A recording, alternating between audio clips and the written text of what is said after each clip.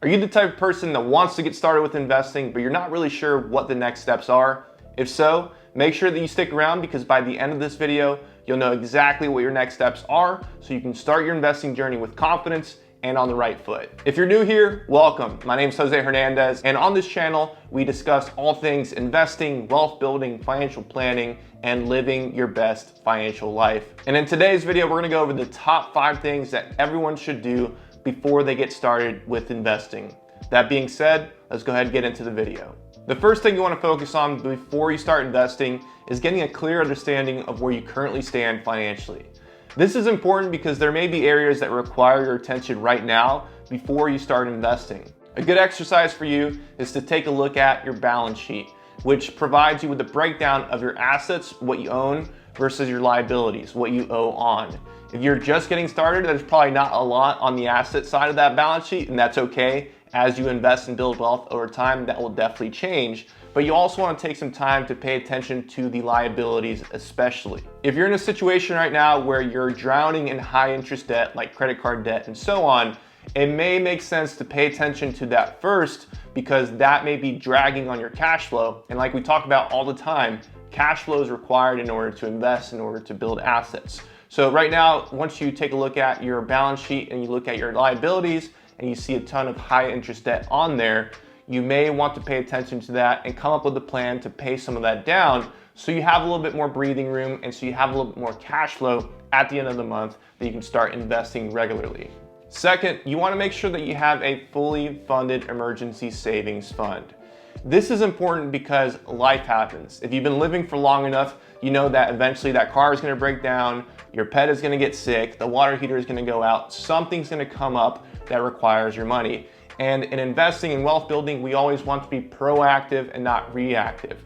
So what an emergency savings fund allows you to do is it allows you to cover that emergency without having to take on extra debt and, more importantly, having to sell investments. Because when you sell investments early, you might be giving up tens if not hundreds of thousands of dollars in future compounding interest.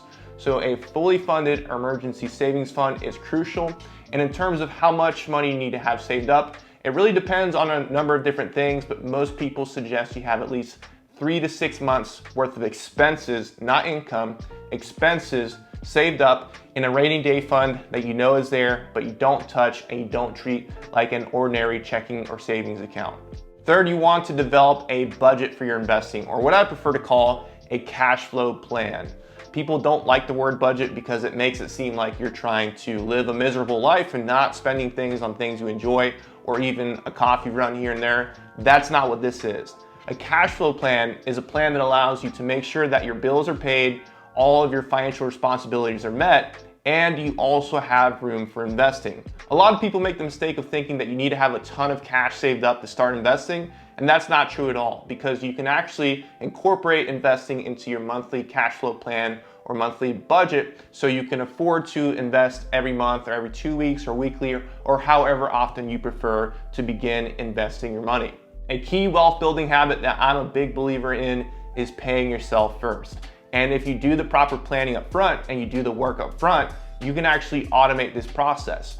Paying yourself first simply means that before you pay the bills, before you pay anyone else, a portion of your income from your salary or however you get paid gets sent directly to your investment accounts. That way you don't have to think about it, you don't have to do it manually, you get out of your own way, and every single time you get paid or however often you get paid, you know that a portion of that income is going towards building assets and building wealth. And this is why this exercise is so important because it allows you to make sure that all your bills are paid, the mortgage is paid or the rent is paid, you can afford groceries, you can do all the things that you need to do every single month to live your life.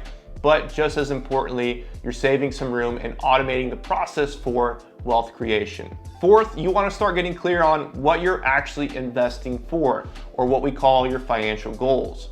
Having goals is extremely important in anything in life, but especially your finances. Because when you know what you're actually working towards, you can come up with a plan that's specific and tailored to your individual needs and your individual goals. I personally like to think about investing a lot like working out. Everyone has different types of goals that they have with their fitness. Some people want to bulk up. Some people want to get slim, some people want to get in great cardio shape, some people want to do a combination of all those different things. It really depends on the individual. And it's the exact same thing with your finances. Your goals should reflect the things that are important to you. Some people want to retire early. Some people want to build generational wealth for their children. Some people want to invest for their children's education. It's all relative to the individual. So a good exercise for you is to take some time to sit down and really understand, what is it that I want to build this wealth for? The easiest place to start is retirement. That's what most people here in the United States invest money for. And if you can get an idea of how much money do I want to be living off of and by when, you start getting some of the variables to the important equation, that is figuring out how much you need to be investing, what types of investment accounts you should be using, what types of returns you'll need, and so much more. Hey, by the way, if you're enjoying this video, you should definitely hit the subscribe button. I'm always posting new videos on all things investing, financial planning, and wealth building in general. It's totally free, so hit that subscribe button and make sure you don't miss out. And last, you want to make sure that you know what you're doing. In other words, you get the proper education up front, because this can save you a ton of headache and potentially save you a ton of money in losses down the road. Like I mentioned, investing is a lot like working out. And I think about when I first started working out almost 10 years ago, I really didn't know what I was doing. I had the right intentions in mind. I wanted to get strong so I could be a good college athlete and play baseball at a high level. But I had a lot to learn, and I was on the path to getting hurt. And I didn't get a true strength coach until I got to play college baseball. And under the coach, I was able to learn the fundamentals of how to lift properly, how to make sure I didn't get hurt, and make sure that I'm making the progress that I needed to make in order to meet my specific goals. And it's the same thing with investing. The truth is, there is a lot to learn, and the hardest part of this journey is really the beginning because of that learning curve. But if you can dedicate to learning the most important fundamental subjects and taking action consistently over time, you're gonna put yourself in a position to really build some solid wealth down the road. Depending on your learning style, there are plenty of options in today's world. You can do what you're doing right now and watch free online content from financial creators with professional experience in the industry, or you can read books on investing and wealth building. You can take courses, you can do a number of different things, but it's very important that you at least have an idea of what you're doing before you get started, because there are periods of time where this game can be a little bit tough, and you need to make sure that you're educated and you don't let your emotions get in the way.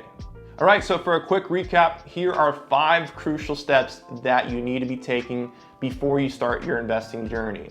First, you want to get clear on where you currently stand financially. Make sure that there's nothing that's glaring that you're overlooking that requires your attention before you get started. If you're sitting on a ton of high interest debt right now, maybe come up with a plan to pay some of that down so you have enough cash flow to start investing. Second, you want to make sure that you have enough cash in emergency savings. That way, when life happens, you don't have to take on additional debt, and even worse, you don't have to tap into your investments early and potentially give up tens of thousands of dollars of compound interest down the road. Third, you want to come up with a budget, or what I like to call a cash flow plan for your investing. That way you know that all of your expenses are covered, like your rent or your mortgage or your groceries and so on, but you're also saving enough room to pay yourself first into your investment accounts so that you know every single month you are automatically building wealth. Next, you want to take some time to get very clear on what your financial goals are or what you're investing for. So if it's retirement, at what age do you want to retire? How much money do you want to be living off of? Or what other things are important to you in your financial future that are your target, so you can start coming up with a plan around those specific goals that are meaningful to you. And lastly, make sure that you're taking some time to educate yourself at least on the fundamentals of this game. The fundamentals will serve you for a lifetime, but it's important to understand some of the key concepts related to success in this game so you always know what you're doing and you're never putting yourself in a position to wipe out years of hard work at any point in time. All right, so that's the video. I want to keep this one short and sweet for you. I want to say thank you for taking the time to watch this video. If you have any questions or have any input into some of these suggestions, definitely feel free to leave a comment below. I'm always reading them and want to make sure that I'm hearing directly from you. If you found this helpful, make sure you give this video a thumbs up so other people can see it as well and they can get value from it also. Definitely subscribe to the channel. This channel is going to be a huge tool for you in your investing and wealth building journey. You can walk away with some actionable next steps and you have some confidence going into this investing journey. Again, my name is Jose Hernandez, and I'll see you next time.